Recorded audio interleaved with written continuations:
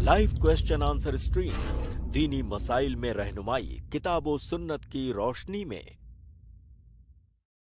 अस्सलामु अलैकुम व रहमतुल्लाहि व बरकातुहू। अल्हम्दुलिल्लाहि रब्बिल आलमीन वस्सलातु वस्सलामु अला रसूलिहिल करीम व मन तबिअहुम बिइहसानिन इला यौमिद्दीन अम्मा बाद। आप तमाम भाइयों और बहनों का इस्तकबाल है हमारी आज की इस लाइव स्ट्रीम में। अल्हम्दुलिल्लाह हमारी ये लाइव क्वेश्चन एंड आंसर्स की स्ट्रीम है जिसमें अल्हम्दुलिल्लाह आप लोगों को किताब व सुन्नत की रोशनी में आपके सवालात के जवाब दिए जाते हैं।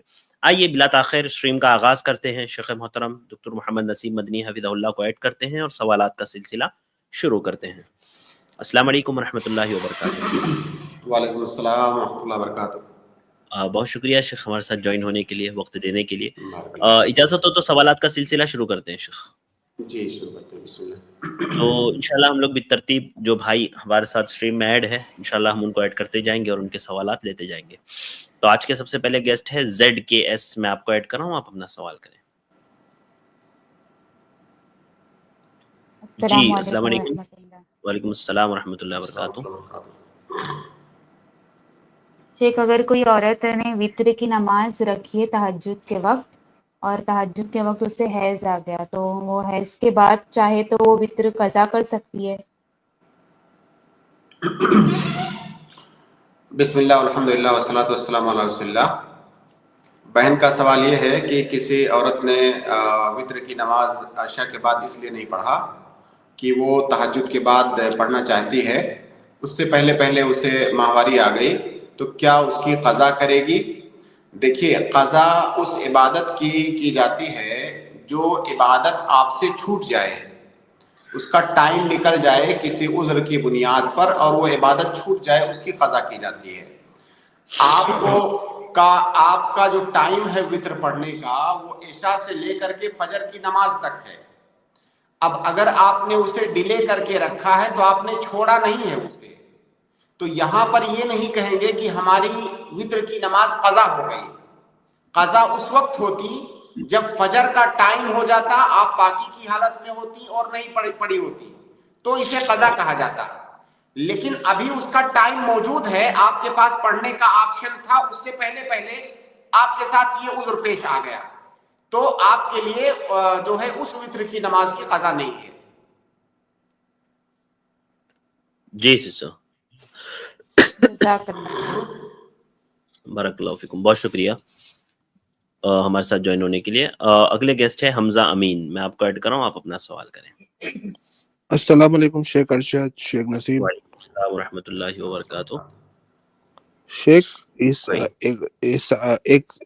ईसाइयों ने एक चैपल बनाया हुआ है ऑफिस में। चैपल उसको बोलते हैं जहाँ पर वो अपनी इबादत करते हैं, और वो बड़ा ऑफिस है शेख, और मुसलमानों ने वहाँ पर उसी चैपल के अंदर अपनी नमाज की एक जगह बनाई हुई है, तो शेख वहाँ क्या नमाज पढ़ना जायज होगा? मैं समझा नहीं शेख, क्या भाई पूछना चाहते हैं? एक क्रिश्चियंस का एक चैपल है, मतलब समझिए, मतलब वो चर्च तरह, ये चर्च ही है ना जी, चैपल वो उसको बोलते हैं जो जहाँ पर ईसाई अपनी इबादत करते हैं। ओके, नहीं, वहाँ पर इबादत नहीं करेंगे।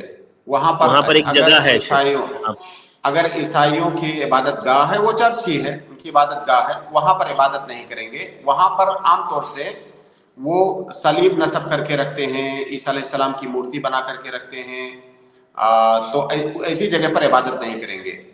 शेख, अगर मुसलमानों ने अपनी नमाज की जगह ऑलरेडी वहाँ पर बनाई हुई अलग से, वहाँ पर मतलब एक बैरियर है, मतलब जगह थोड़ी सी डिवाइड हो गई है, लेकिन नाम उसका चैपल ही है, लेकिन उसके अंदर मुसलमानों ने अपनी नमाज की जगह बनाई हुई है, तो क्या वहाँ पर पढ़ सकते हैं? अगर नमाज के लिए अलग से जगह मौजूद है तो फिर उस जगह को चैपल नहीं कहेंगे, वहाँ पे तो पढ़ ही सकते हैं।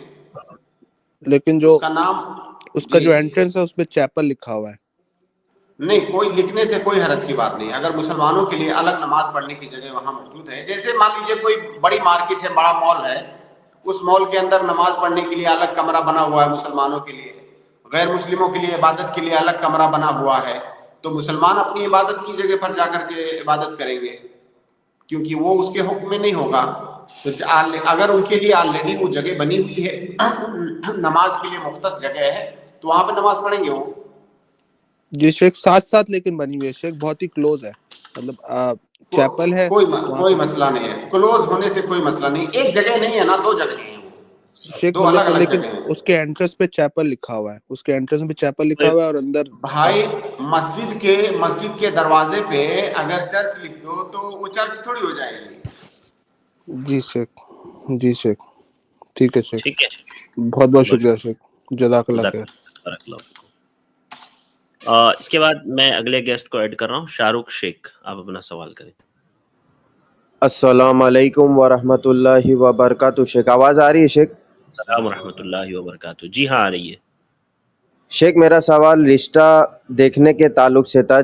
شیخ رشتہ ڈھونڈتے وقت یا کرتے وقت ایک لڑکا لڑکی ایک دوسرے کو مطلب کیسے جانے کہ وہ دیندار ہے, مطلب جو دینداری کو ترجیح دینا ہے, تو پتہ کرنے کا حل کیا ہے شیخ؟ اور شیخ رشتہ دیکھنے میں ایک معاملہ پیش آتا ہے کہ فوٹو کا لین دین ہوتا ہے, لڑکا لڑکی کا فوٹو کا لین دین ہوتا ہے, تو اس میں کیا معاملہ ہے شیخ؟ جزاک اللہ خیرن.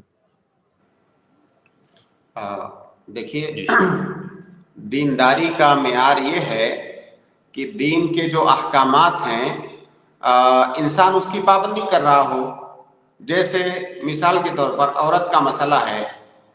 اب جو ظاہری ایک چیز ہے کسی عورت کے اندر دیکھی جا سکتی ہے کہ کیا وہ پردے کا اہتمام کرتی ہے کہ نہیں, یہ ایسی چیز ہے جو بہت ظاہر ہے, کوئی بھی دیکھ سکتا ہے.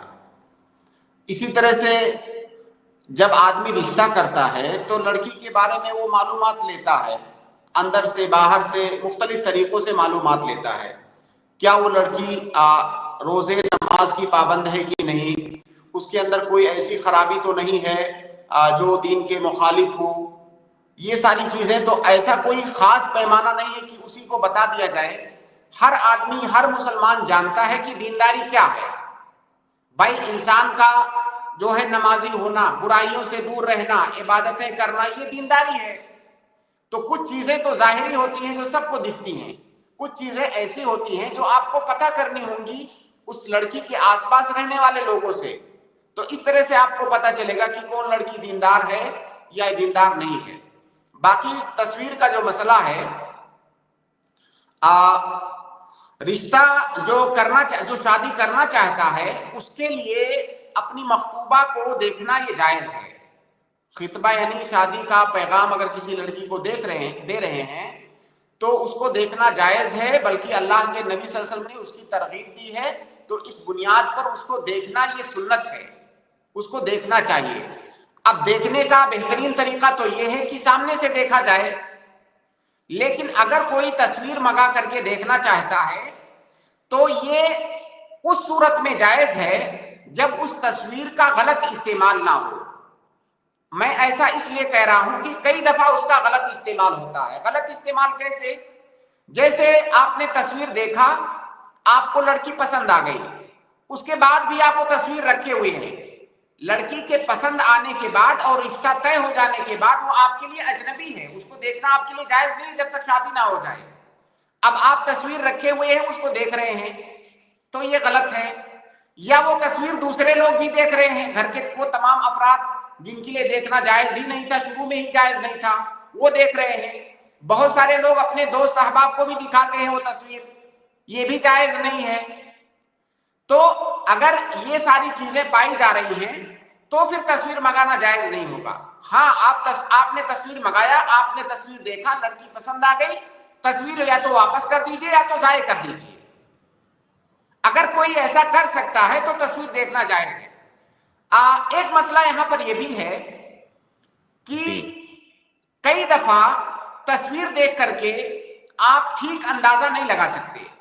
اگر آپ صرف تصویر دیکھ کر کے پسند کر رہے ہیں تو ہو سکتا ہے جب آپ جو ہے ریئل میں دیکھیں تو تصویر سے مختلف پائیں. اس لیے تصویر پر اکتفا کرنا میرے خیال سے, خاص طور سے اس ڈیجیٹل زمانے میں جہاں پر تصویریں اس طرح سے خوبصورت بنا دی جاتی ہیں, بدل دی جاتی ہیں, یہ بہت زیادہ مناسب طریقہ نہیں ہے. ہاں ایسا کیا جا سکتا ہے کہ بھائی لڑکی دیکھنے جانا ہے تو ہم چاہتے ہیں کہ تھوڑا سا اطمینان ہو جائے, ہمارا جو معیار ہے کم سے کم اس کے کچھ قریب ہو لڑکی, تب ہم جائیں دیکھنے. نہیں تو ہم جائیں گے اور منع کر دیں گے تو یہ جو ہے ٹھیک بات نہیں ہے.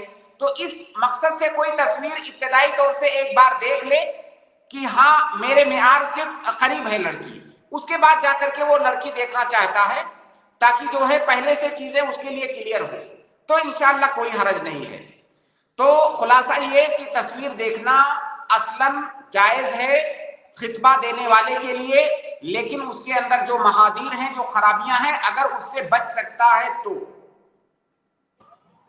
شیخ نکاح کے لیے وہ لڑکا مل کر سامنے آمنے بیٹھنا چاہتا ہے، مگر اگر ولی منع کرے، مطلب حجاب یا نقاب میں ہی لڑکی کو دکھائے، تو شیخ کیسا پہچانا جائے گا؟ وہ رہنمائی چاہیے۔ نکاح کے وقت لڑکا لڑکی ایک ساتھ بیٹھے، نہیں شیخ، رشتہ ڈھونڈنے کے لیے دیکھنے کو آپ صلی اللہ علیہ وسلم جیسے فرمائے، تو ایک دوسرے کو دیکھ کر پتہ کرنا وہ کیسے کرے گے شیخ؟ تو آپ ولی کو بتائیے کہ اللہ کے نبی صلی اللہ علیہ وسلم کا حکم ہے کہ اگر کوئی پیغام دینا چاہتا ہے، رشتہ کرنا چاہتا ہے، تو یہ دیکھنا اللہ کے نبی صلی اللہ علیہ وسلم کا حکم ہے۔ اور جو شرعی طریقہ ہے دیکھنے کا، دیکھیے ہم جب نکاح پر بات کر رہے تھے، بہت تفصیل سے ہم نے وہاں پر بات کی ہے کہ دیکھتے وقت کون کون سی خرابیاں ہوتی ہیں، ان خرابیوں سے بچا جائے اور اس کو بتایا جائے لڑکی کے ولی کو کہ یہ دیکھنا اللہ کے نبی صلی اللہ علیہ وسلم نے اس کی اجازت دی ہے۔ جی ٹھیک ہے شیخ۔ شیخ دوسرا سوال پوچھ سکتا ہوں چھوٹا؟ جی پوچھ لیجیے۔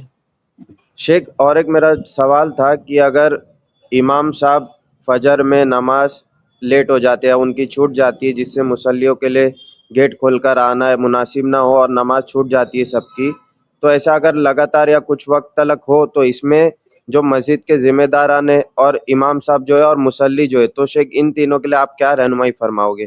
جزاکم اللہ خیرن۔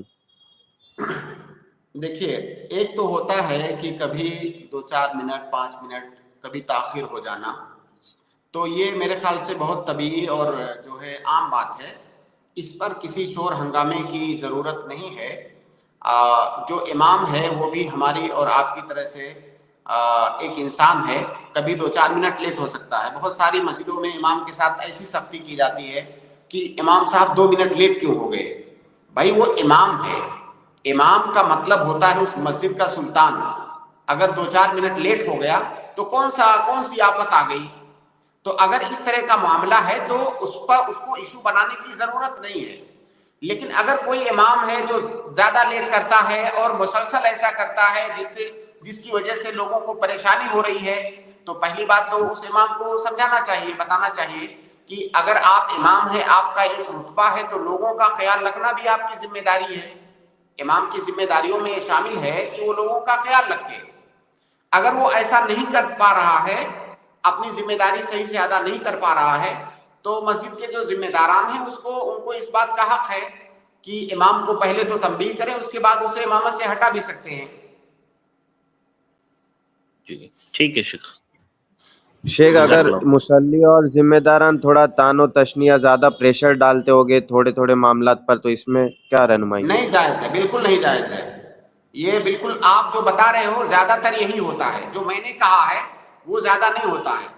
زیادہ تر یہی ہوتا ہے کہ امام کی چھوٹی چھوٹی حرکتوں کو نوٹ کرتے ہیں لوگ اور اس پر تان و تشنیع کرتے ہیں اور اس کے ساتھ سختی کرتے ہیں۔ یہ طریقہ مناسب نہیں ہے۔ جہاں پر ایک طرف امام کی ذمہ داری ہے کہ وہ جو ہے اپنا کام صحیح سے کرے اور جو ہے لوگوں کا خیال رکھے، وہیں پر دوسرے لوگوں کی بھی ذمہ داری ہے کہ اس کا جو رتبہ ہے، اس کا جو مقام ہے، اس کی جو عزت اور احترام ہے، اس کو برقرار رکھے۔ اور چھوٹی چھوٹی باتوں پر 2 منٹ لیٹ ہو گیا، یہاں کیوں چلا گیا، ایسا کیوں ہو گیا، کبھی اسے ضرورت پڑ گئی، کسی اپنی جگہ پر کسی کو مان لیجیے طے کر کے چلا گیا کہ بھائی آج ظہر کی نماز آپ پڑھا دینا، مجھے کوئی ضرورت ہے۔ اب پتہ چلا مسجد کا ہر مصلی اس کا حساب کر رہا ہے، مسجد کا ہر مصلی اس کا حساب کتاب کرنے پر جو ہے تل جاتا ہے، تو یہ طریقہ صحیح نہیں ہے۔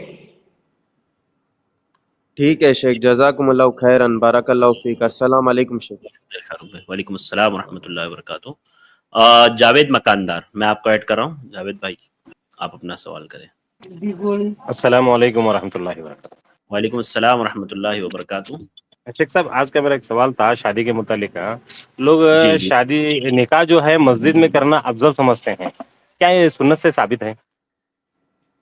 ابھی 1 یا 2 اسٹریم پہلے جی میرے خیال سے 4-5-6 منٹ کا جواب میں نے تفصیل سے دیا ہے، پلیز اس کو آپ جا کر کے سن لیں۔ 2-3 اسٹریم پہلے ہے شاید۔ جی جی جاوید بھائی. میں شیخ میں اس میں ایبسنٹ تھا اس لیے مجھے وہ نہیں سمجھ میں آیا. میں سنا نہیں میرے خیال سے 2 یا 3 اسٹریم پہلے ہوگا غالباً. ہاں میں 2 اسٹریم شاید مجھے جہاں تک لگ رہا ہے مجھے بھی 2 اسٹریم یعنی آپ نا ویڈنسڈے والی اسٹریم سن لیجئے. اگر اس میں نہیں ملے تو اس سے پہلے ایک اسٹریم. ہاں ویسے میں بھی دیکھ لیتا ہوں, میں بھی بتا دیتا ہوں. ابھی آپ اسٹریم میں اور آخر میں ہے بالکل وہ اسٹریم کے جی آخر میں میرے خیال سے آخری سوال یا سیکنڈ لاسٹ سوال تھا. جی انشاءاللہ. آپ یہ پوری اسٹریم ختم ہونے تک سنتے رہیے جاوید بھائی, میں آپ کو بتا دوں گا انشاءاللہ کس اسٹریم میں ہے. اسٹریم نمبر کے ساتھ بتا دیتا ہوں. انشاءاللہ تھوڑا اسٹریم کا نمبر بتائے تو میرے کو ٹھیک ہے. ٹھیک میں بتا دیتا ہوں آپ کو. کوئی ایک دوسرا سوال پوچھ لوں شیخ صاحب, دوسرا سوال پوچھ لوں شیخ صاحب. پوچھ لیجیے. ہمارے یہاں کیسا ہوتا ہے شیخ, جمعہ کے جو خطبہ دیتے ہیں نا امام صاحب, تو خطبے میں جو ہے حضور پر درود و سلام بھیجتے ہیں, پھر صحابہ پر خلفائے راشدین پر سلام بھیجتے ہیں, اور بھی فاطمہ الزہرا پر بھیجتے ہیں. ایسا سلیکٹڈ ناموں پہ وہ درود و سلام بھیجتے ہیں, کیا ایسا کر سکتے ہیں شیخ صاحب؟ دیکھیے یہ تو سلف کا طریقہ رہا ہے کہ اللہ کے نبی صلی اللہ علیہ وسلم پر درود و سلام بھیجتے تھے, اور نبی صلی اللہ علیہ وسلم کے آل بیت پر سلام بھیجتے تھے. آل بیت میں سے کسی کو خاص کرنا یہ شیعوں کا طریقہ ہے, تمام آل بیت پر درود و سلام بھیجیں. اسی طرح سے خلفائے راشدین پر بھی سلام بھیجنا یہ سلف کا طریقہ رہا ہے. لیکن آل بیت میں سے کسی کو سلیکٹڈ, جیسے آپ نے فاطمہ رضی اللہ تعالیٰ عنہا کا نام لیا, تو کسی کو اس طرح سے خاص کرنے سے بچنا چاہیے, کیونکہ یہ طریقہ شیعوں کا ہے. ہم تمام آل بیت کو ان کا مقام اور مرتبہ دیتے ہیں, اس میں کسی کی تخصیص نہیں کرتے ہیں. اس میں کوئی شک نہیں ہے کہ درجات میں فرق ہے, تفاوت ہے, لیکن سب کا مقام اور مرتبہ ہے, سب کی فضیلت ہے. لہٰذا ہم کوئی ایسی بات نہ کریں جس سے یہ لگے کہ ہم کسی کو سلیکٹ کر رہے ہیں, باقی کو اگنور کر رہے ہیں, کیونکہ یہ شیعوں کا طریقہ ہے, تو اس سے بچنا چاہیے. جی جاوید بھائی, ٹھیک ہے سر, جزاکم اللہ خیر. بارک اللہ فیکم. جاوید بھائی اسٹریم نمبر 315 اور یعنی ویڈنسڈے والی لاسٹ اسٹریم ہماری 315 منٹ 54.18 54 منٹ 18 سیکنڈ سے آپ سٹارٹ کر سکتے ہیں سننا. ٹھیک ہے, جزاک اللہ شیخ. بارک اللہ فیکم, بہت شکریہ بھائی. اگلے گیسٹ ہے زید شیخ, میں آپ کو ایڈ کر رہا ہوں, آپ اپنا سوال کریں.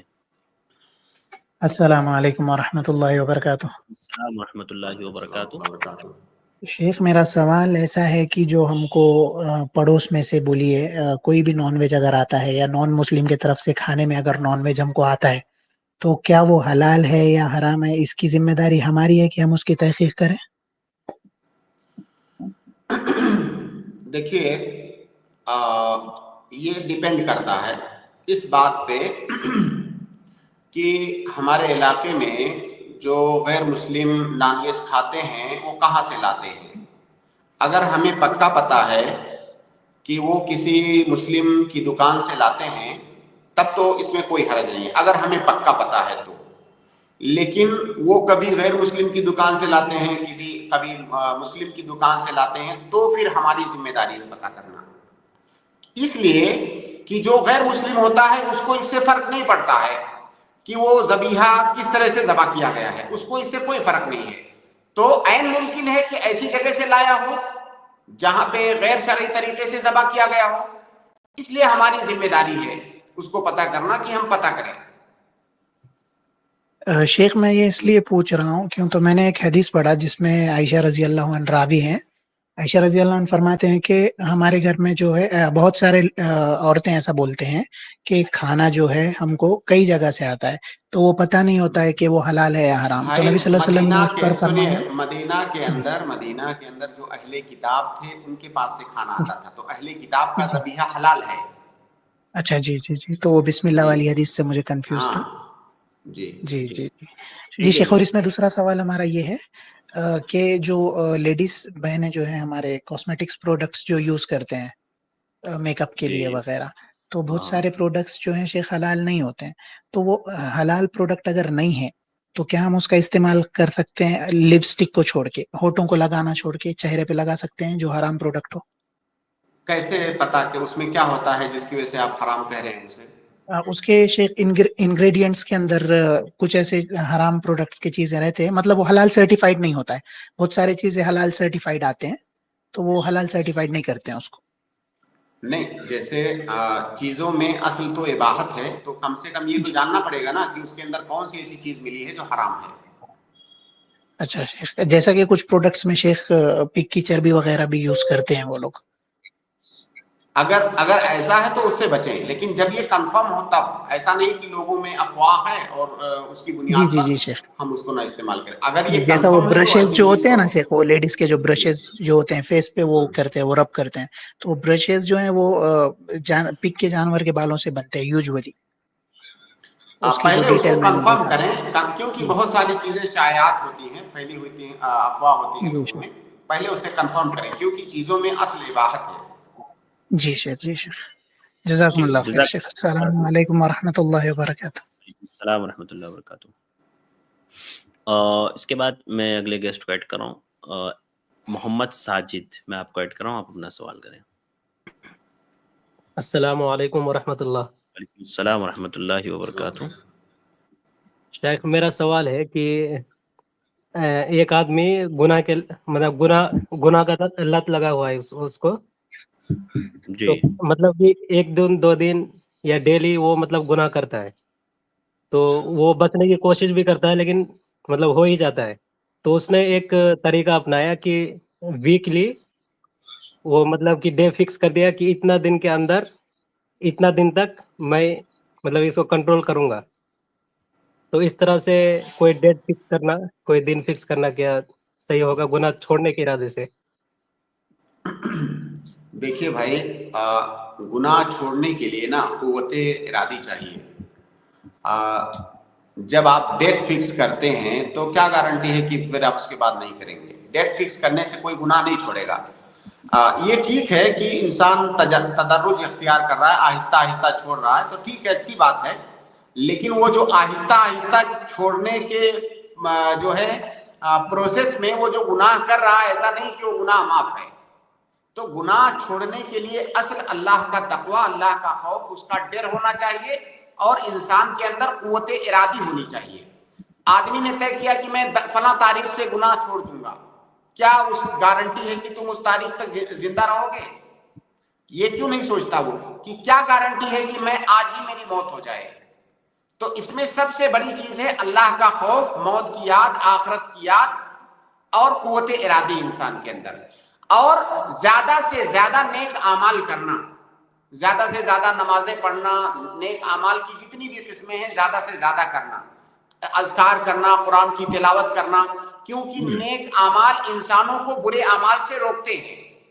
تو اپنا جو ٹائم انسان گناہ میں دے رہا ہے، کیوں نہ اس ٹائم کو نیک کاموں میں جو ہے لگائے، اس میں اپنے آپ کو مشغول کرے. جب بھی اس کے دل میں غلط کام کرنے کا ارادہ آئے، خیال آئے، وہ اپنے آپ کو نیک کاموں میں لگا لے. یہ اس کا طریقہ ہے. جی مطلب سگریٹ پینے کی عادت ہے مان لیجیے، تو مطلب ڈیلی پہلے پیتا تھا، تو ابھی کیا کیا کہ ہفتے میں ایک بار کیا، مطلب دھیرے دھیرے ٹھیک ہے، 2 بہت ہفتے میں ایک اچھا. بار. یہ اچھا ہے کہ وہ جی کم کر رہا ہے. جیسے پہلے روز پیتا تھا تو روز وہ گناہ کا کام کر رہا تھا، ابھی وہ کم کر رہا ہے، تو پہلے سے تو اچھا ہے. لیکن وہ جو ہے وہ بھی اس کے لیے وہ جسٹیفائی نہیں کر سکتا کہ اب میں ایک ہی بار پی رہا ہوں تو چھوڑنے کی نیت سے، تو یہ پینا غلط نہیں ہے. وہ پینا بھی غلط ہے. اگر 10 بار پیے گا تو 10 بار گناہ ملے گا، 1 بار پیے گا تو 1 بار ملے گا. بھائی اگر قوت ارادی ہے کسی کے اندر، جیسے آپ نے سگریٹ کی مثال دی، میں ایسے لوگوں کو جانتا ہوں انہوں نے ایک بار چھوڑا تو کبھی مڑ کے نہیں دیکھا. ہو سکتا ہے تھوڑے چونکہ اسے لت لگ گئی ہے، ایڈکشن ہے، کچھ دنوں تک تھوڑا بے چینی اسے رہے گی، تھوڑی سی پریشانی ہوگی، لیکن ایسا نہیں ہے کہ اس پریشانی کو جھیل نہیں سکتا. ابھی تو ماشاءاللہ جو ہے اس کا علاج بھی ہوتا ہے، تو وہ علاج بھی لے سکتا ہے اس ایڈکشن کو چھڑانے کے لیے. جی شیخ میرا ایک اور سوال کر سکتا ہوں؟ جی جی. وہ سجدہ تلاوت نماز میں جب کرتے ہیں تو کیا رفع الیدین کرتے ہوئے جانا ہے سجدے میں؟ نہیں، رفع الیدین کا نہیں کرنا ہے، اس کو اللہ اکبر کہہ کے تکبیر کہہ کے جانا ہے. جی شکریہ. السلام بہت علیکم. وعلیکم السلام ورحمۃ اللہ وبرکاتہ. سمیجا میں آپ کو ایڈ کر رہا ہوں, آپ اپنا سوال کریں. السلام علیکم. وعلیکم شیخ السلام. میرا ایک سوال ہے کہ اگر 3 بھائی ہے اور ان کے درمیان ان کے والد جو ہے ناانصافی کرتے, جیسے ایک بھائی ہے جو مالدار ہے, ایک بھائی جو ہے مطلب میڈیم ہے, ایک بھائی غریب ہے, تو شیخ جیسے والد والدہ جو ہے زیادہ تر جو ہے جو مالدار بیٹے ہیں تو اس کی زیادہ تر تعریف کرتے ہیں, مطلب چھوٹے بچوں کے سامنے, مطلب ان کے بچوں کے سامنے, تو ان کے بچوں کے ساتھ بھی مطلب ان کے جو پوتوں کے ساتھ بھی وہ کمپیئر ایسے ہی کرتے. تو اسی شکل میں شیخ جب بچوں کو بہت تکلیف ہوتی ماں باپ سے, تو شیخ اس کے حساب سے کیا کرنا چاہیے؟ دیکھیے, والدین کے اوپر بچوں کے درمیان عدل کرنا یہ واجب ہے, لیکن یہ عدل کس چیز میں ہے؟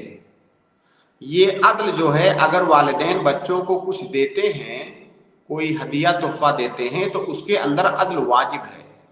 باقی جہاں پر آپ نے تعریف کرنے کی بات کی, تو تعریف کرنے کے اندر عدل واجب نہیں ہے, اس کے اندر مستحب ہے.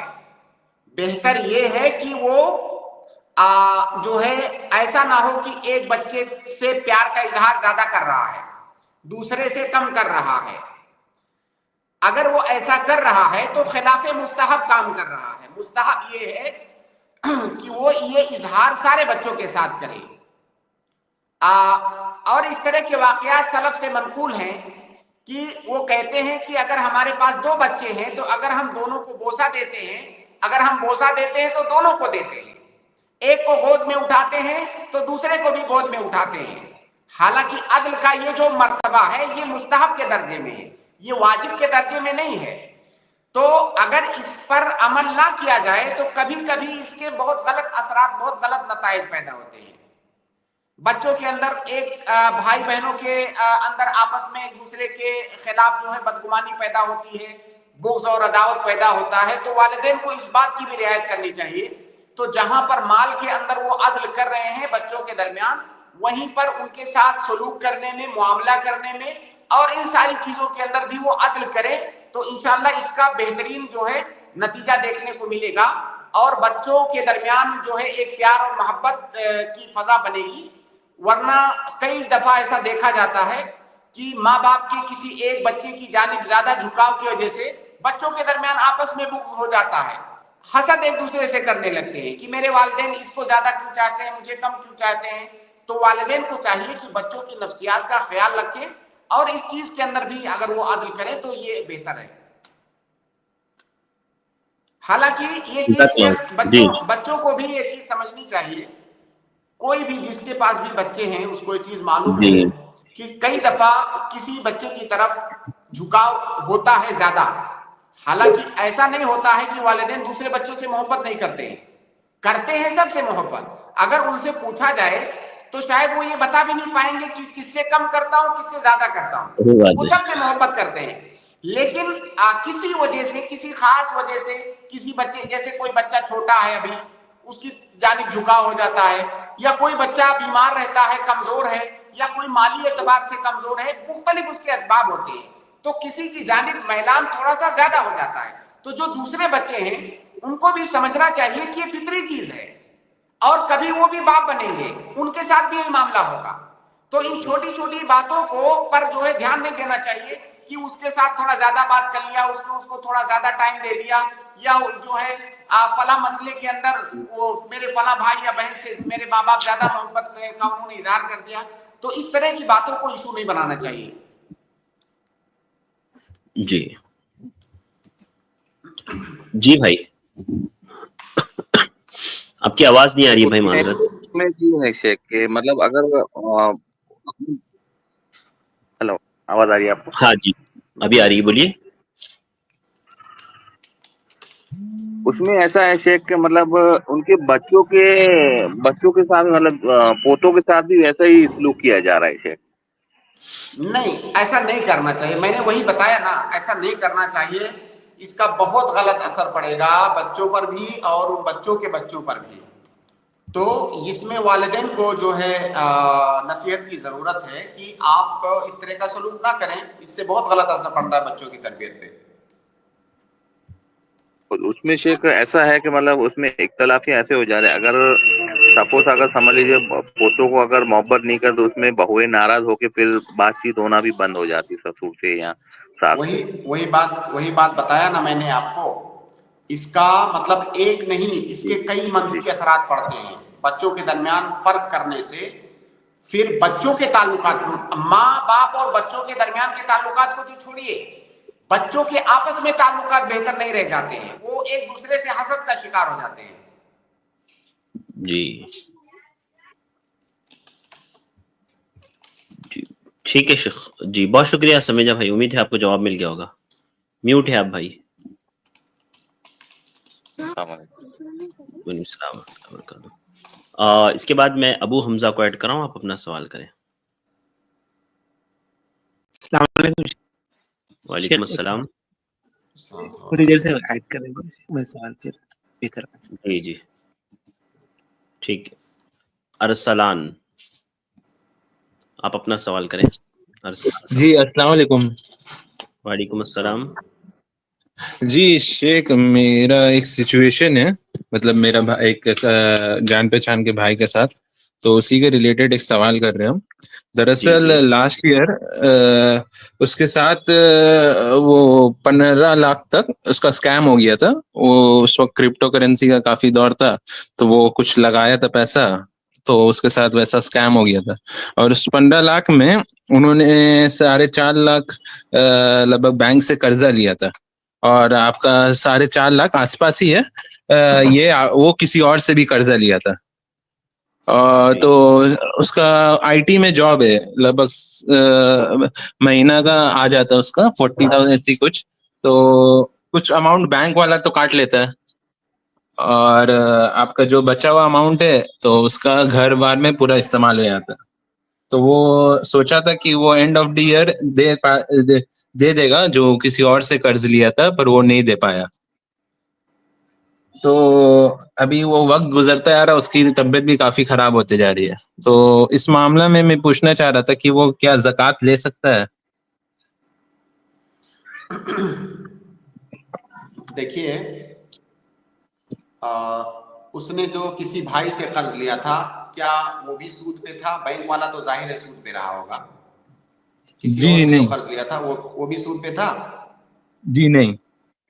اچھا، دیکھیے، جو کسی اور بھائی سے اس نے قرض لیا تھا اور اس کو چکا نہیں پا رہا ہے، غریب ہے، فقیر ہے، مسکین ہے، اس کے پاس ایسی کوئی پراپرٹی نہیں ہے جس کو بیچ کر کے، یا کوئی طریقہ نہیں ہے قرض چکانے کا، تو وہ زکوٰۃ کی رقم لے کر کے اس قرض کو چکا سکتا ہے.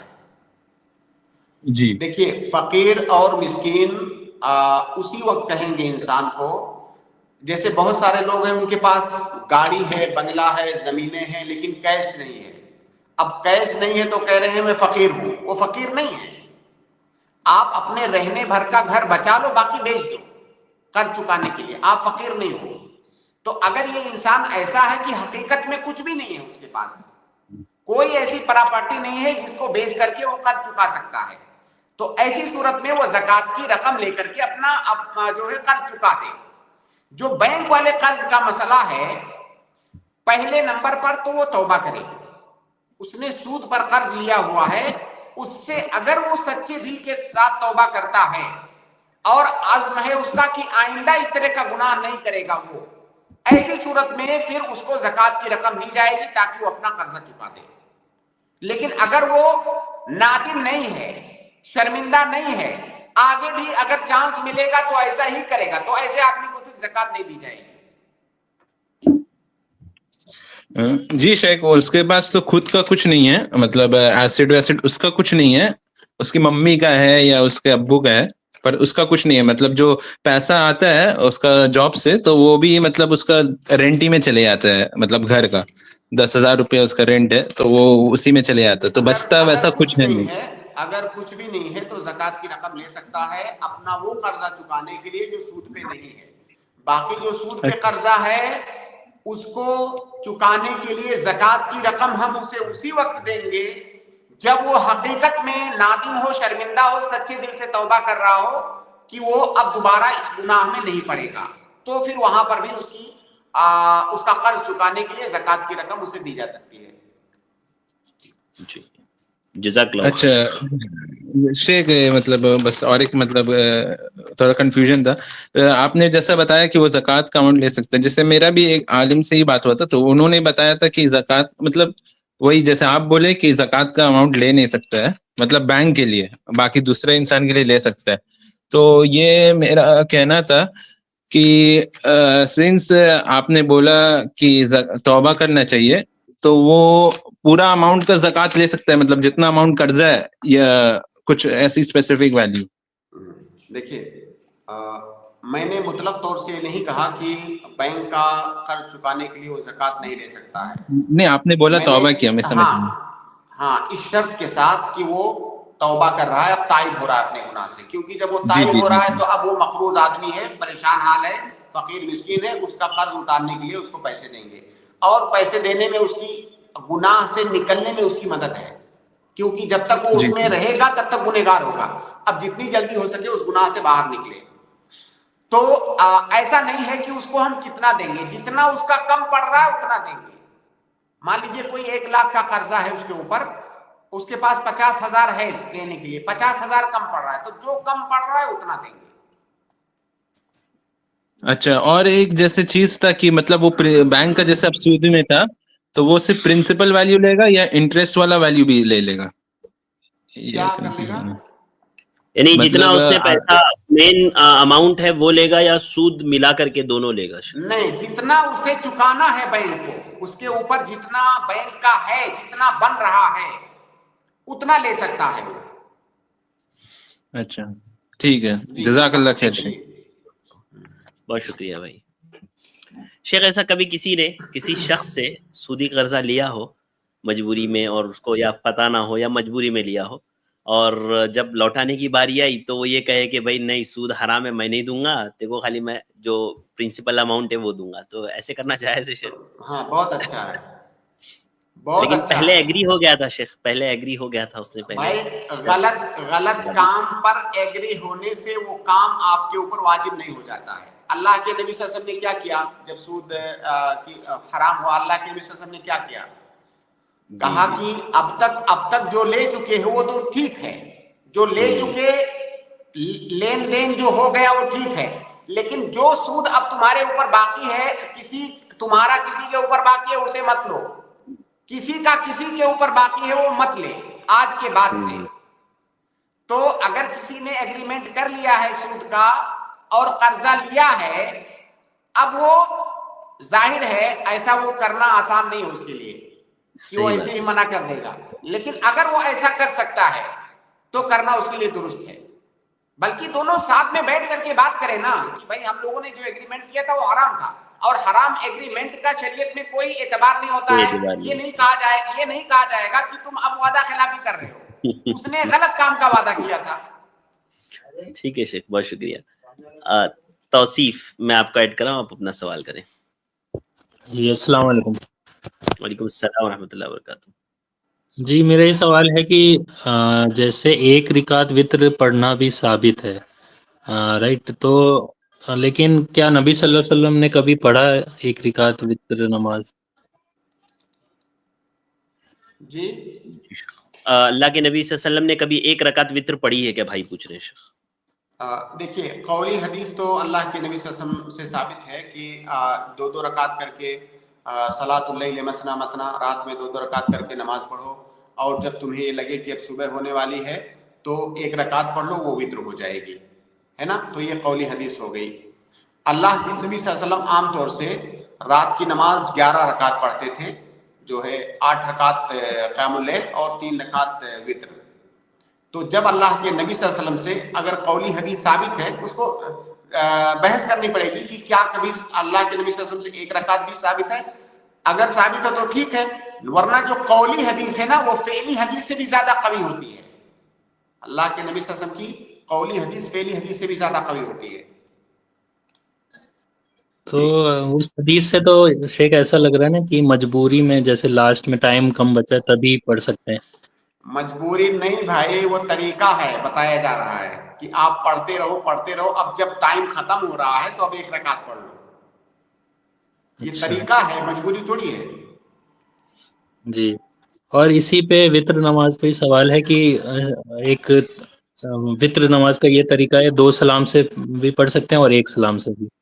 तो जी नबी बिल्कुल पढ़ सल्लल्लाहु सकते अलैहि हैं। नबी सल्लल्लाहु अलैहि वसल्लम ने क्या पढ़ा है कभी 1 सलाम से? हाँ बिल्कुल, वो हदीस में आपको दिखाता हूँ। जी। और कोई सवाल है आपका? नहीं, बस ये। हाँ, दूसरे साहिल को लीजिए शेख, मैं इनको हदीस आप सेट रहिए करके तौसीफ देता में, हूँ। इंशाल्लाह मैं भी आपको बैक स्टेज रख रहा हूँ, फिर आपको लूंगा जी इंशाल्लाह। जी। ठीक है, बारकल्लाह। इसके बाद मैं अगले गेस्ट एहसान को ऐड कर रहा हूँ। एहसान, आप अपना सवाल करें। अस्सलाम वालेकुम रहमतुल्लाहि व बरकातुहू। वालेकुम अस्सलाम रहमतुल्लाहि व शेख बरकातुहू। जैसे जब हम वाजिब गुस्ल करते हैं तो वजू करके नहाते हैं, गुस्ल करते हैं। अगर हम वजू नहीं किए हैं, मान लीजिए बीच में हमारा वजू टूट गया या कर लिए तब भी नहीं किए तो बाद में उसी से मतलब जो नहाते हैं फिर उसी में हम नमाज पढ़ सकते हैं या हमको अलग से उसके लिए वजू बनाना पड़ेगा? देखिए भाई, अगर वाजिबी गुस्ल यानी गुस्ल जनाबत आपकी मुराद है, अगर वाजिबी गुस्ल कर रहे हैं तो उसका मुस्तहब तरीका ये है, जो आप जानते हैं शायद, कि पहले वजू बनाएंगे उसके बाद गुस्ल करेंगे। जब आपने वजू बना करके गुस्ल किया, अब आपको बाद में नमाज पढ़ने के लिए नए सिरे से वजू बनाने की ज़रूरत नहीं है, ये काफ़ी है। ये एक बात हुई। दूसरी बात, अगर किसी ने बगैर वजू बनाए हुए भी गुस्ल जनाबत किया तो बाद में नमाज पढ़ने के लिए उसे वजू बनाने की जरूरत नहीं है। यहाँ पर तहारत सुगरा तहारत कुबरा के अंदर दाखिल हो जाएगी। कुरान करीम में अल्लाह रब्बुल आलमीन ने जुनबी को जो कहा, व इन कुंतुम जुनुबन फत्तहरू, अगर जनाबत से हो तो गुस्ल करो, तो उसे सिर्फ गुस्ल करने का हुक्म दिया गया, अलग से उसे वजू बनाने के लिए नहीं कहा गया। इसका मतलब है कि वजू उसी के अंदर शामिल है, वजू तहारत सुगरा है। तो ऐसी सूरत में भी वो नमाज पढ़ सकता है अगर उसने सिर्फ गुस्ले जनाबत किया है, वजू नहीं किया है तो। नहीं, मान लीजिए गुस्ले जनाबत नहीं है और वजू करके ऐसे नहा रहा हूँ और बीच में वजू टूट गया और टूट गया मुकम्मल नहा के, फिर अब सोच रहा हूँ नमाज पढ़ूं, लेकिन फिर वजू बनाना ख्याल पड़ेगा, फिर वजू, अगर वजू टूट गया है तो फिर वजू बनाना पड़ेगा। ये वाला गुस्ल हाँ काफी नहीं है। जो आम गुस्ल होता है वो गुस्ल वजू के लिए काफी नहीं है, उसके लिए अलग से वजू बनाना पड़ेगा, क्योंकि ये गुस्ल इबादत नहीं है, गुस्ल आदत है। जी जी, शुक्रिया। एक और सवाल था जी। जैसे बैंक में हम पैसा जमा करते हैं या रहता है 1000, 500, 2000, ये ऑटोमेटिक बैंक वाले काटते रहते हैं तो अब उसमें कभी कभी इंटरेस्ट पैसा आता है कि हाँ हमारा इतना पैसा बैंक वाले ने काटा है, तो क्या वो पैसा हम ले सकते हैं कि भाई इसने मेरा पैसा काटा, जाके कंप्लेन करो? नहीं ले सकते, क्योंकि बैंक वाले बैंक जो में आपका कंप्लेन करो तो बोलते हैं नहीं वापस नहीं। अरे भाई सुन लो, लीजिए भाई, आपका पैसा जो बैंक वाले काटते हैं वो अपनी सर्विस चार्ज लेते हैं, वो आपको सर्विस दे रहे हैं, वो थोड़ा मोड़ा कटता है, बहुत ज्यादा नहीं। तो वो आप बैंक से एक सर्विस ले रहे हैं, उस सर्विस का जो है कि उजरत ले रहे हैं वो। जी भाई जी। नहीं सर, जो सर्विस से एक्स्ट्रा पैसा काटते हैं उसका मैं बात कर रहा हूँ। क्यों जो सर्विस ले तो उसका ठीक है, लेकिन कभी कभी ऐसा उसमें मेंशन नहीं रहता कि हाँ इस चीज के लिए काटा, बस डेबिट किया गया पैसा इतना लिखा रहता है, लेकिन किस चीज का मेंशन नहीं करते हैं, काटा रहता है पैसा, मेंशन नहीं रहता। हाँ पैसा, सुनिए कैसा होता है ना, उसपे चार्जेस लिखे होते हैं। जैसे एक चार्ज होता है डेबिट कार्ड का, आप जो यूज कर रहे हैं डेबिट कार्ड, साल में एक बार उसका चार्ज बैंक लेता है। इस तरह से जो भी चार्जेस होते हैं ना बैंक के, तो वो लिखे हुए आते हैं आपको किस चीज का चार्ज उसने लगाया है। तो वो आप या तो चेक करें या तो बैंक में जाकर के पूछ लें, भाई ये किस चीज का चार्ज आपने लगाया है मुझे, मतलब बता करके काट भाई ये आप वही तो सही कह रहा हूँ। ऐसे नहीं होता है। बहरहाल देखिए, क्या उसको मतलब स्क्रीन शॉट दिखा देता हूँ। आवाज कट जाएगी शेख अकील में उनकी। भाई सुन लीजिए एहसान भाई, आपकी आवाज साफ नहीं आ रही है, समझ में नहीं आ रहा आप क्या बोल रहे हैं, सुन लीजिए। सुनिए, जी पहली बात तो बिला वजह बैंक पैसा नहीं काटता है, वो कोई सर्विस चार्ज ले रहा होता है। अगर आपके कहने के मुताबिक हम मान लें कि बिला वजह भी काट लेता है, तो ऐसी सूरत में भी आप वो जो सूद की रकम आपको मिल रही है, इंटरेस्ट की रकम, उसको आप अपने ऊपर खर्च नहीं कर सकते। वो इसलिए कि अगर उसने आपका पैसा काट लिया है तो ये आपके ऊपर जुल्म है, ये आपके ऊपर जुल्म है, आप कंप्लेन भी कर सकते हो। और जो सूद की रकम अगर आप खाओगे तो वहां आप मजलूम नहीं हो, वहां आप जालिम बन जाओगे। तो ये इसके उसको जस्टिफाई नहीं करता। आपके साथ जुल्म हुआ है, उसकी वजह से आप हराम खा लो, ये उसको जस्टिफाई नहीं करता है। तो बहरहाल किसी भी सूरत में सूद की रकम आपके लिए इस्तेमाल करना जायज नहीं है। जी ठीक है शेख, जज़ाकल्लाह। जी बस यही आपसे सुनना चाहे कि मतलब हाँ किसी भी सूरत में नहीं ले सकते। जी बिल्कुल जी जज़ाकल्लाह। हाँ जी शेख, वो भाई अभी जो इससे पहले थे वित्र के बारे हाँ मैं ऐड कर देता हूँ तौसीफ भाई को। जी तौसीफ भाई। जी शेख। हाँ भाई, सवाल क्या था आपका, एक बार प्लीज रिपीट करें। वो एक सलाम से क्या नबी सल्लल्लाहु अलैहि वसल्लम ने नमाज पढ़ी है क्या वित्र? हाँ देखिए, ये सुनन नसाई की रिवायत है, आप नंबर लिख सकते हैं, इसमें नंबर नहीं दिया हुआ है, मैं अल्फाज बताता हूँ आपको। काना यूतिरु बिसलासिन ला यक़उदु इल्ला फी आखिरिहिन्ना, ये सुनन नसाई की रिवायत है। जी काना यूतिरु बिसलासिन ला यक़उदु इल्ला फी आखिरिहिन्ना। जी माना बता दे शेख भाई को कि अल्लाह के नबी सल्लल्लाहु अलैहि वसल्लम 3 रकात वित्र पढ़ते थे और उसमें दरमियान में कहीं पर भी नहीं बैठते थे, आखिर में बैठते थे। अच्छा जी। अच्छा शेख, एक छोटा सा सवाल और है। मस्जिद में जैसे जुमा की नमाज में खुतबा होता है ना, तो जिसकी पास वो दीवार के पास कोई बैठा होता है ना, तो टेक लगा के बैठता है, तो उसको कई लोग मना करते हैं कि आगे हो जाओ, तो क्या टेक लगा के बैठना सही नहीं है? बैठ सकता है, कोई हर्ज नहीं है, ऐसी कोई ममानियत नहीं है। असल ये है कि उसे खुतबा गौर से सुनना है। कई लोगों को तो हाजत भी होती है टेक लगाने की, तो असल जो हुक्म है वो है खुतबा को गौर से सुनना।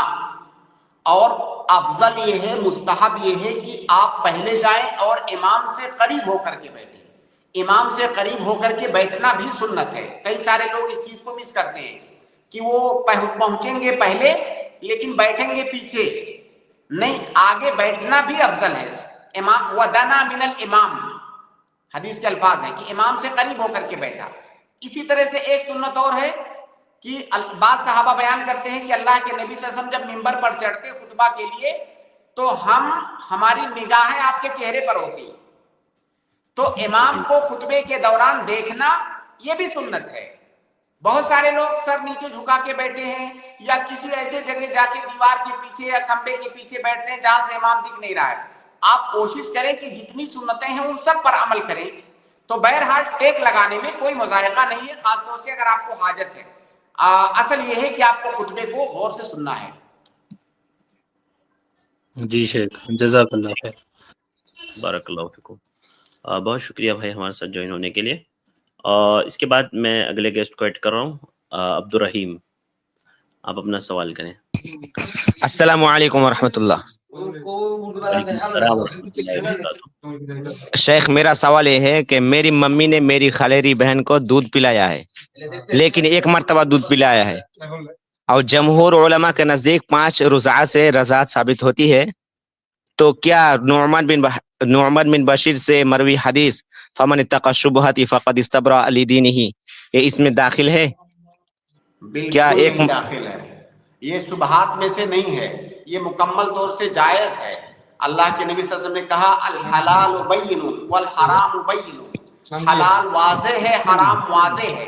तो ये ऐसा हलाल है जो वाज़े है, ये हलाल और हराम के दरमियान की चीज नहीं है, ये हलाल वाज़े है। क्योंकि आयशा रज़ियल्लाहु तआला अन्हा की रिवायत भी आपने पढ़ी होगी, कान फीमा उनज़िला मिनल कुरआन अशरु रज़आतिन मालूमातिन युहर्रिमना सुम्मा नुसिखना बिखम्स रज़आतिन मालूमातिन युहर्रिमना। अब 5 रज़ात से रज़ात साबित होगी, ये चीज हलाल बैन है, तो इसमें शुबहा को आप क्यों दाखिल कर रहे हैं? जी शेख दूसरा सवाल शेख दूसरा सवाल यह है कि क्या ऑनलाइन निकाह मतलब बाहर आदमी जो लड़का है बाहर मौजूद है और ऑनलाइन ही उसका निकाह हो जा रहा है, तो क्या जायज है? इस शर्त के साथ जायज है, इस शर्त के साथ जायज है कि धोखाधड़ी का कोई भी इम्कान ना हो, उसके सारे इम्कानात का दरवाजा बंद कर दिया जाए तो जायज है। क्योंकि इस जमाने में डिजिटल जो जमाना है इसमें धोखाधड़ी बहुत होती है, कैमरे से, मोबाइल से। तो अगर ये तमाम दरवाजे बंद करके किया जा रहा है तो जायज है। उसका तरीका ये हो सकता है कि जिधर लड़की वाले हैं उधर आपका कोई ऐसा आदमी हो जो ये कंफर्म करे कि हाँ ये जो आदमी इस वक्त बात कर रहा है लड़की का बाप ही है। उधर लड़की वालों के लिए उनकी तरफ से इधर कोई ऐसा आदमी हो जो इस बात को कंफर्म करे कि हाँ कोई धोखाधड़ी यहाँ नहीं हो रही है। अगर ये चीज कंफर्म है तो जायज है।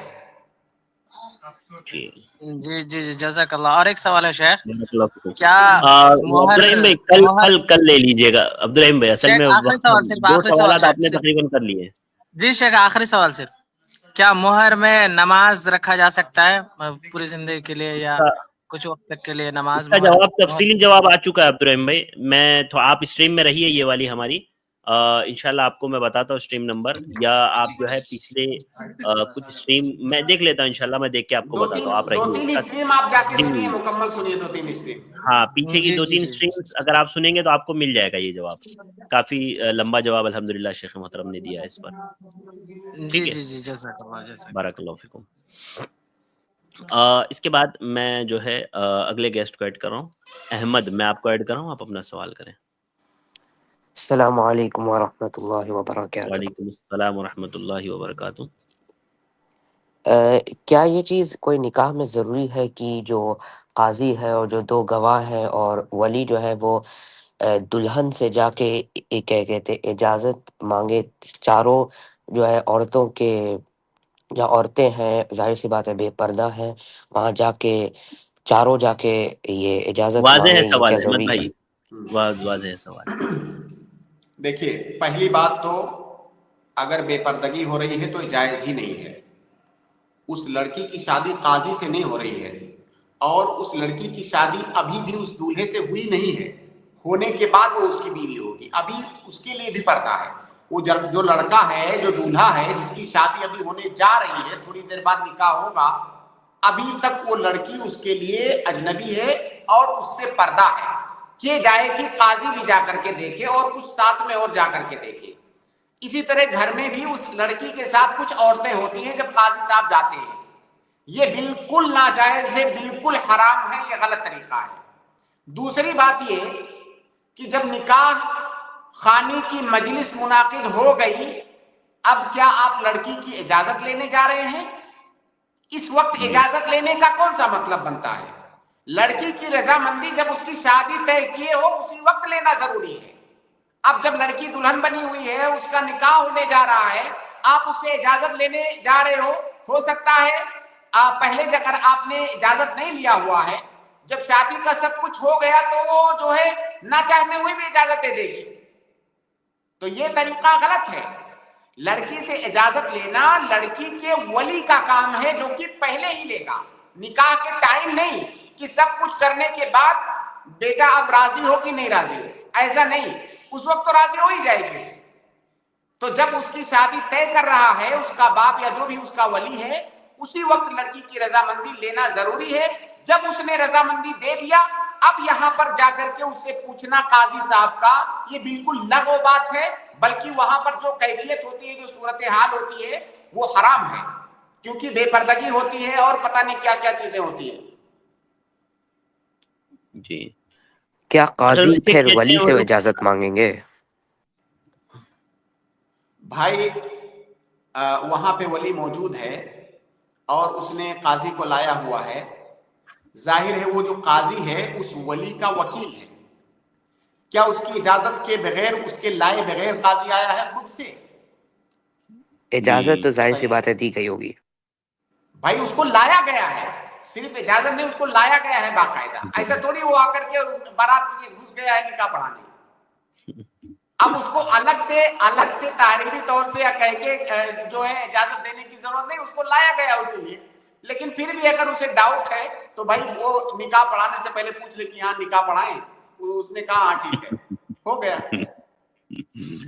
असल में शेख ये लोग शुबह पेश करते हैं कि जैसे हो सकता है लड़की से जबरदस्ती की गई हो, उसकी मर्जी की इजाजत के बगैर तो वालिदैन अगर ऐसा किया जबरदस्ती गया कर रहे है, हैं।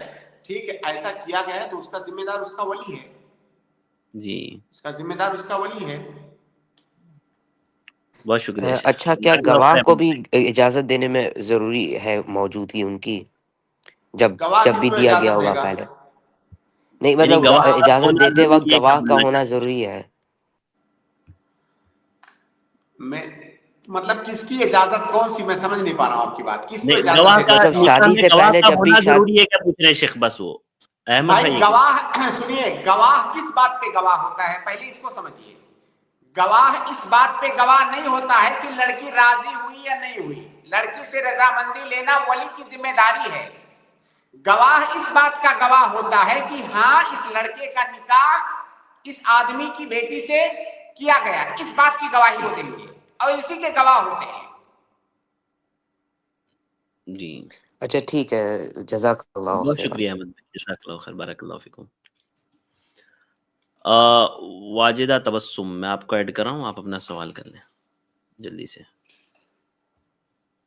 जी वाजिदा तबस्सुम,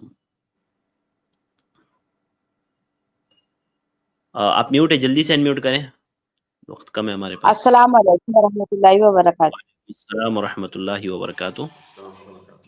शेख, मेरा सवाल है कि जो लोन से गाड़ी लेते हैं उस पे खाना पीना चलता है उनके घर का, या फिर ब्याज से पैसा लेते हैं और ब्याज देते हैं वो, तो उनसे खाना पीना चलता है उनका, तो उनके घर खाना दावत खा सकते क्या?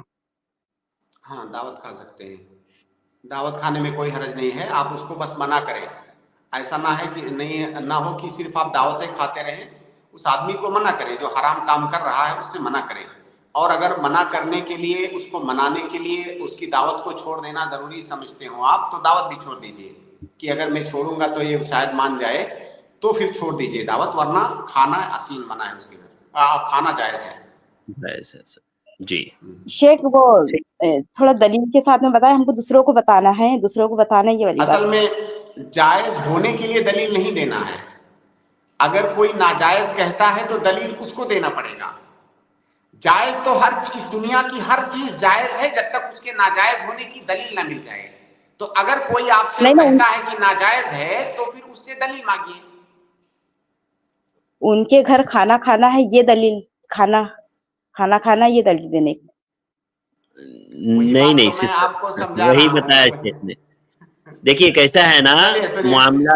जी शेख आप बताएं। एक बात मैं बता देता हूँ बहन को। देखिए अल्लाह के नबी सल्लल्लाहु अलैहि वसल्लम मदीना के अंदर जब थे तो वहां पर यहूदी रहते थे। मदीना के अंदर यहूदियों के घर से खाना आता था, अल्लाह के नबी सल्लल्लाहु अलैहि वसल्लम उसको खाते थे।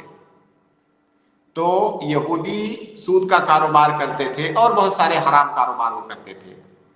तो अगर किसी सूद का कारोबार करने वाले या सूद लेन देन करने वाले के घर या उसके घर का खाना जायज नहीं होता तो अल्लाह के नबी सल्लल्लाहु अलैहि वसल्लम क्यों खाते? हाँ ठीक है, हाँ ठीक है, जज़ाकल्लाह से खैर। बहुत शुक्रिया शेख वक्त देने के लिए, जज़ाकल्लाह खैर। वक्त हमारा मुकम्मल हुआ तो स्ट्रीम को आज हम लोग यहीं पर खत्म करते हैं। अल्लाह आपको जज़ाए खैर दे। इंशाल्लाह कल मुलाकात होगी शेख। इसके बाद मैं अपने भाइयों और बहनों का शुक्रगुजार हूँ, अल्हम्दुलिल्लाह आप लोग जुड़े रहे हैं और उम्मीद करते हैं आपको काफ़ी सवालात के जवाबात मिले होंगे। जो भाई बहन रह गए हैं उनसे गुजारिश है कल ज़रूर आइएगा, इंशाल्लाह कल हम आपको ऐड कर लेंगे। आज के लिए बस इतना ही, मुझे दीजिए इजाज़त। इंशाल्लाह कल के स्ट्रीम में दोबारा मुलाकात होगी। अस्सलामु अलैकुम व रहमतुल्लाहि व बरकातुहू।